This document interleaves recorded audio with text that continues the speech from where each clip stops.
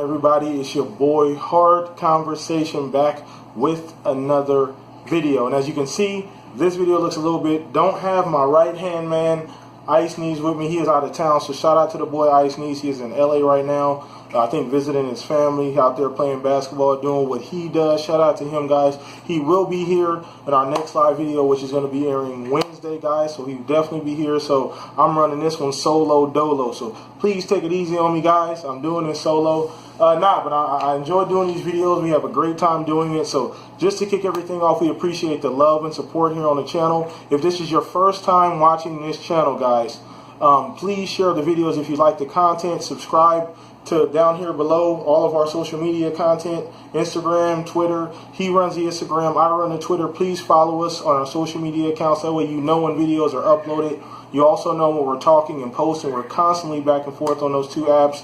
Also on the Hardwood by Amino app, I'm going to put that right up here. And I'm going to keep pushing that app too, guys, because if you're a basketball fan or a fanatic like we are, like Hard Conversation and I.K.H.C is, then this is one of the best apps you can have in the entire app store for basketball. It takes everything and puts it in one place. And no, this is not paid promotion. I don't get paid by Amino to actually promote this app or anything, guys. Maybe one day they'll cut your boy a check. Who knows? Hopefully. But yeah, it's a great app, and I'll put the logo right up here in the corner. That way you guys know what to look for in the Google Play Store, also in like the Android Store, or also the Apple Store. Sorry, I apologize for that. But on to today's video, guys. We are talking NBA, guys. So the finals are over. The Cavs. I didn't bring my broom. I didn't bring in a broom. I'm slipping right now. I didn't bring in a broom, but I should have been wearing a tuxedo. I'm out of my wardrobe. I apologize, guys. This video, I should be wearing all black because that's what it was. It was a funeral. It was a massacre, guys. I didn't actually predict that they would be swept. I actually thought that the Cavaliers would win at least one game. I thought they'd get one. Probably game 3 was the most likely game due to the fact that you're up 2-1, you're up 2-0. You know, you go back home, you get that home cooking. Generally, that third game is the toughest one to play in the series, but KD had other ideas. Now, I'm not going to talk too much about the game. We know what happened, guys. Let's be honest. Let's be honest. You go as far as your leader takes you. And LeBron James completely, I want to say quit because I think quit is a strong word. I think he just backed off. I think he just took his foot off the gas and said, you know what, guys? This is not going to happen. You can tell in their body language. You can tell in his body language. Rodney Hood had more shot attempts than LeBron James in a game 4, in an elimination game. Now, prior to that game, I don't have the stats. But they posted them on Facebook. Shit was all over Twitter, on everything about how well he plays in an eliminations game, especially these playoffs, these last playoffs.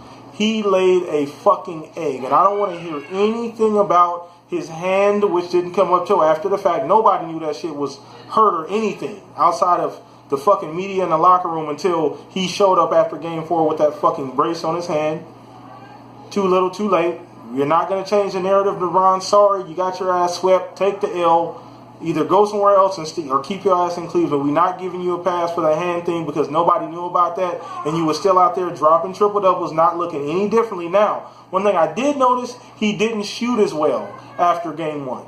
So maybe it did affect him to a bit, especially from long range, from 3, and his long 2s were a little off. He didn't have as high percentage shots as he normally would make. Maybe it did have some kind of effect on him, but it wasn't to the point that he couldn't play or he was constantly having to ice it or he had it wrapped up. He was playing with it, with the glove on or something like that. That's understandable. But the excuse is, well, we didn't want the Golden State Warriors to know that I was injured. Bullshit. Bullshit. No, you asked somebody for that glove as soon as you found out. Matter of fact, I think when he walked back to go kiss his family, on the way to the locker room, somebody probably handed him the glove like, hey, bro, you're going to need this. Take this glove, bro. You got to do something. We got to take the light off of this. We can't have this ruining your legacy. So do I believe LeBron's legacy is ruined? I don't believe it's ruined, but I think the whole GOAT conversation is officially done. That shit is over. It's a wrap. Do not compare that man to Michael Jordan at all, because what I saw in that last game was a person that was resolved to this game is over. And competitors, and when you're a GOAT, you don't do that. That's not your mentality when you're a GOAT. That's not your mentality. And that's always what has separated LeBron James for me from people like Magic, from people like Kobe, from people like MJ. That's always separated them because they had that never say die mentality. We going out fucking guns blazing, shooting, burning everything down. I don't give a fuck if I go 2 for 38. I'm going down gun smoking. You know what I'm saying? He doesn't have that mentality. He's just, and you can tell. At the end of the game, he just kind of took his foot off the gas. So you know what? As soon as the game started, matter of fact, you can see in his body language, he was really passive, not taking a lot of shots, passing the ball, essentially trying to get his teammates involved, which was not what you do in Game 4. They haven't been giving you much the entire series. All of a sudden, now you want to get them involved? Oh, Game 4, a closeout elimination game, I want to get all my teammates involved. It's too late for that. Too late. You take the fucking game over and say, you know what, we're not losing. We're going to stretch this bitch out to another game. We did not see that. So I was pretty disappointed at the effort. That's really what it wasn't really with his play. That didn't help with the effort. He wasn't trying on offense, and he damn sure hadn't been trying all playoffs on defense. And that's the biggest thing, is that he sets the tone on both offense and defense. So he's not giving you anything defensively. Nobody else is. It's as simple as that. Simple as that, guys. So I also wanted to talk about free agency. Oh, one more thing, guys. Sorry, my cat is trying to get out. So I apologize, guys. I had to kick the cat out. I'm sorry. She's scratching the door. I don't want that all in the video. But anyway, guys. Well, another thing I wanted to talk about was free agency. The big thing after the finals was, hey, where's LeBron going? Now, me and Ice Knees have been talking about this probably the last 4 or 5 videos, hell, 5, 6 videos ago, actually, about LeBron's, destination this summer. Where can he potentially go? What's he going to do? And honestly, I think I boiled it down to 3 to 4 destinations, and that's about it. One, if he stays in the East, the only option, in my opinion, that makes sense is Philly in the East. Because, you can go to Boston. Some people are saying Boston, but I don't know. Kyrie is a free agent next year. There's some rumblings about Kyrie wanting to go to the Knicks, which I think is a terrible idea. He's already on a great team with a great organization, great ownership, great GM, great coach. You don't necessarily leave that just because it's in New York and it's a big city. I don't know. That's just me. But Philly would be the obvious option. You already got a great franchise here. They're very young. Now they're working on getting a GM, so I don't know how LeBron feels about that. And if he decides to go west, which is where he'll go if he wants to win a ring, his best option, in my opinion, is San Antonio. I think that's his best option because you got a great organization. You got a Hall of Fame coach.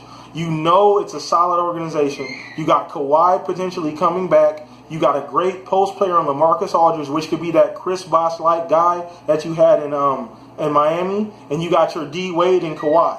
And then your LeBron, obviously, you'll have to come in. There'll be pieces there. You got DeJounte Murray, who was a fantastic young point guard, made the all-defensive first team as a rookie. Phenomenal defensively, phenomenal on both sides of the ball. You got Kawhi, you got LaMarcus. Obviously, I don't know if Tony Parker, any of those guys coming back, but they're going to put some pieces around LeBron, and they have a system there. They're going to play defense. That's one of the things LeBron has not had. He's not been a part of a great defensive team. Even in Miami, they weren't that great defensively. They were solid, but they weren't like phenomenal. So San Antonio, if you get LeBron motivated, playing next to Kawhi, seeing Kawhi locking niggas up, and if you get LeBron to that point where you're like, you know what, I don't have to worry about guarding KD. I can have Kawhi guard KD, and I can go ahead and, go guard Clay or go guard Draymond or somebody else. I don't have to exhaust as much energy because he can't guard KD. Nobody can, honestly, but Kawhi does a great job. He's one of the best defenders, if not the best individual defender in the league. He's 2 years removed from a defensive player of the year. So, I don't know. But San Antonio is the obvious choice for me. Then the Lakers, I think, is next. Now, some people are thinking, well, Lakers don't make any sense. They're a year or two away. I think that if you get the right pieces with LeBron, they have enough room for 2 max. So if you can get LeBron, or if you can steal Kawhi, or maybe there's almost a 0 chance Kevin Durant opts out and tests the free agent market. But maybe Paul George. It seems like the most likely other option. If you can maybe grab Paul George, and maybe LeBron will be interested playing with Lonzo and playing with Julius Randle and Brandon Ingram, and I don't know. It's a tough fit because he's at a point in his career where if he's trying to win rings, LA is not the place to go because they're not ready yet. Now, do I think that with him and Paul George they'll make the playoffs? Yes, I think they'll make the playoffs as a probably 3rd seed. Top 3 or 4 seed in the league, and not league, but in the Western Conference. I still don't think they're a better team than the Warriors or the Rockets but I think they would compete for that 3 and 4 spot, honestly. I don't think they'll be a super duper low seed because they do have some talented players, and you add LeBron and Paul George, I think that gets you another 25 wins on the season. That's good enough for probably 55 wins, maybe if you're lucky, and I think that'll get them the 3rd or 4th seed with those 2 players. Who knows? Maybe LeBron goes off and these young guys go crazy and they end up being the best seed in the league. Who knows? So LA is another destination. He has his business out there, tons of business. It's LA, for crying out loud. I think the LA crowd would super duper embrace LeBron. He'd be right there in the pantheon of legends with Kobe and Shaq and the entire history of the Lakers. Magic is very convincing. I think Magic has some kind of relationship with LeBron, I believe. And I think Magic, he's going to shoot his shot for sure. He's going to try and get out there and recruit LeBron. But the third option to me is Houston. The only reason I don't think Houston, that's why I put them 3, is only because Chris Paul has already stated that he doesn't want anything less than a supermax. So 5-year, $204 million or something like that. So cap space is going to be an issue. Also, you got Clint Capella, who's up for a big contract. Can you risk losing Clint Capella maybe and having him go somewhere else? And why you get LeBron for maybe a year or 2? I mean, they're ready to win now if they get LeBron, but I don't know how his salary, right along with James Harden and Chris Paul, is going to work out. That's a lot of money. A lot of money. And if Chris is not taking anything less than that supermax, I don't know how much wiggle room they're going to have as far as a cap. So that's really what I wanted to break down. Once Ice Knees get back, guys, on Wednesday, we'll dive into some other things like the off-season, maybe some other interesting trades. Also, the draft, we're going to get into that too. It's going to be a long summer. We got a lot of content coming out. Once again, guys, if you do like the videos, subscribe to videos. If you enjoy the content, please share it. It helps us out so much, guys. This is the best NBA show on YouTube, man. We do this every Wednesday, every Sunday. Oh, by the way, guys, we do go live on Fridays too. Catch us this week. It's supposed to be Twitter.